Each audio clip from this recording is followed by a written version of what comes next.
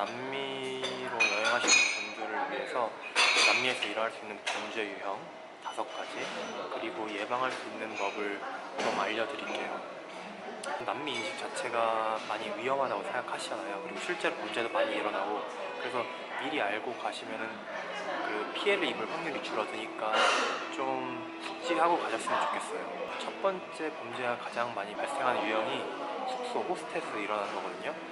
이제 이런 경우는 여행객들이 이제 숙소는 안전하다고 생각해서, 숙소니까 뭐 잠깐 사이에 누가 가져가겠어 라고 생각하고 아무데나 두고 가는 경우에 갔다 와보면 없거든요. 1, 2분이라도. 숙소에서도 안전하다고 생각하지 마시고, 잠깐을 나가더라도 귀중품을 숨겨두고 어디 넣어놓고 잠가두고 가시는 게 좋아요. 저 같은 경우는 숙소 안에 캐비넷에 귀중품을 다 넣어놓고 자물쇠로 잠그고 나갔다 왔는데 현금이 다 틀렸어요.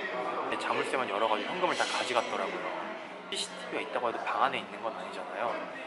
그래서 그 사이에 누가 들락날락 했는지 그 사람을 잡아내도 그 사람이 훔쳐갔다는 정확한 물증은 없기 때문에 결국 돌려받을 수는 없어요. 좀 예방 팁을 알려드리자면은, 진짜 귀중품은 오히려 가져가시는 게 안전할 수도 있고, 캐비넷이 방 안이 아니라 바깥에 있는 경우 바깥에 넣어놓으시는 거는 괜찮아요. 오히려 바깥에는 보통 사람들도 많이 다니고 CCTV가 있기 때문에 그런 캐비넷이 오히려 더 안전할 수도 있죠. 두 번째 같은 경우에는 좀 강력범죄인데, 이제 총이나 칼 아니면 날치기 같은 경우가 있어요. 이런 경우에 가장 주의하셔야 될 거는 저항하거나 따라가지 않는 거예요. 날치기 같은 경우에는 가지고 도망가면은 따라갔다가 더 큰 피해를 당할 수 있거든요. 물건을 더 뜯긴다거나 뭐 맞거나. 그러니까 가지 마시고, 총칼 같은 흉기를 가진 경우에는 돈 없다 이런 식으로 하시면 안 돼요. 왜냐면 돈 없다고 하면 오히려 또 화나가지고 때리는 경우가 있기 때문에 현금 같은 거 있는 건 일단 어느 정도 주시는 게 좋아요. 이제 목숨이 제일 중요하잖아요. 그러니까 목숨을 지킨다고 생각하시고 줄 건 주고 빨리 그 사람을 현장에서 보내는 게 현명한 방법입니다.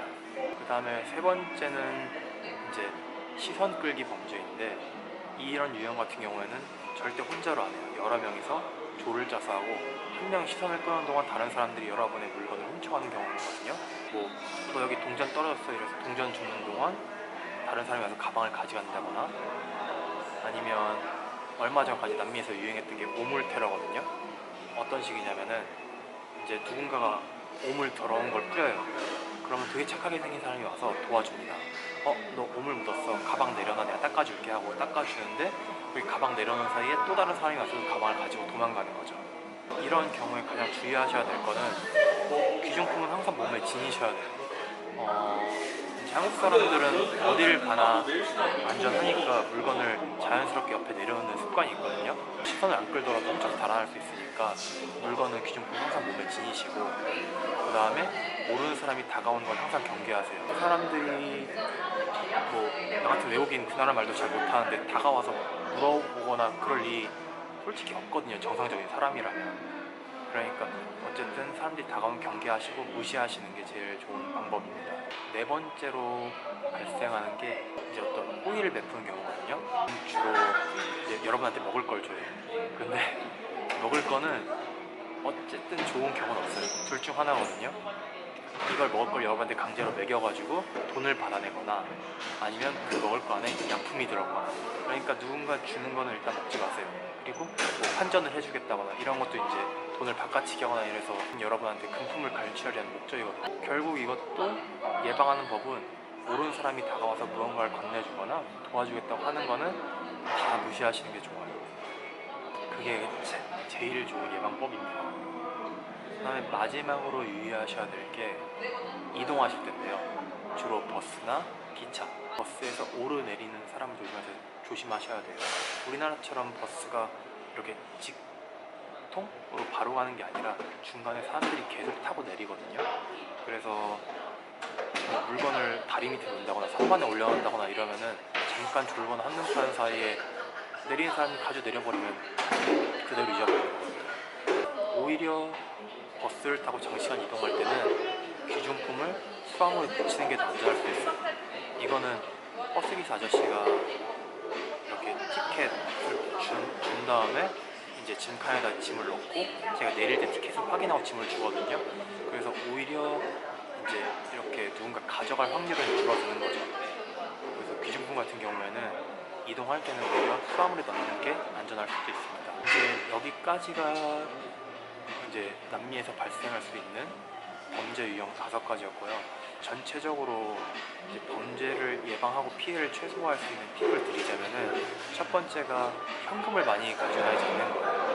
이거는 저번에도 말씀드렸지만 체크카드로 조금씩 뽑아 쓰는 걸 습관을 들이시고 현금을 많이 가져다니면 어쨌든 잊어버리면 손해잖아요. 그러니까 현금은 쓸 만큼만 들고 다니시고, 두 번째로는 귀중품은 언제나 분산해서, 굳이 현금을 분산하라는 게 아니라 여권, 신용카드, 그 외 여러 귀중품들을 한 곳에 모아두지 마세요. 붙이는 짐과 가지고 타는 짐이 있으면은 두 군데에 꼭 분산해서 두세요. 그래야지 하나를 잊어버려도 나머지 하나를 살릴 수 있잖아요. 그래서 귀중품 분산하는 거.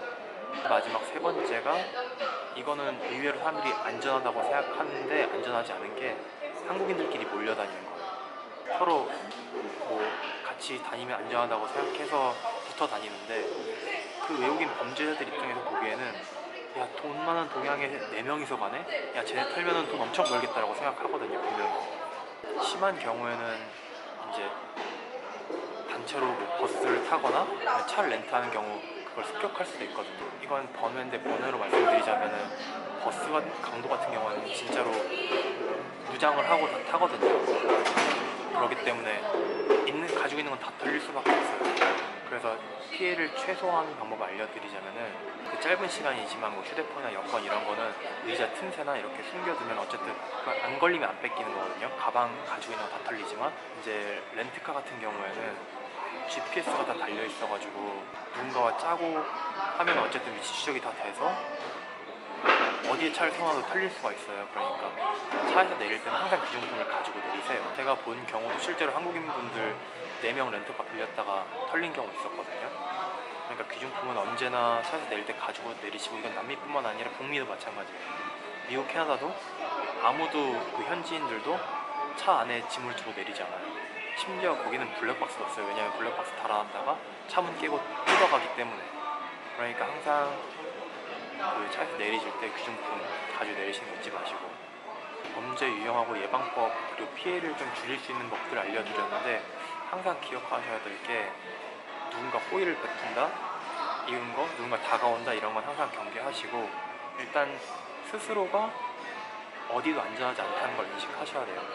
귀중품은 항상 내가 가지고 다닌다, 함부로 놓지 않는다, 이거를 기억하시면은 그래도 남미에서 좀 안전하게 그리고 즐겁게 여행을 하실 수 있을 것 같아요. 여기까지가 이제 남미에서 발생할 수 있는 범죄 유형 그리고 예방 팁이었습니다.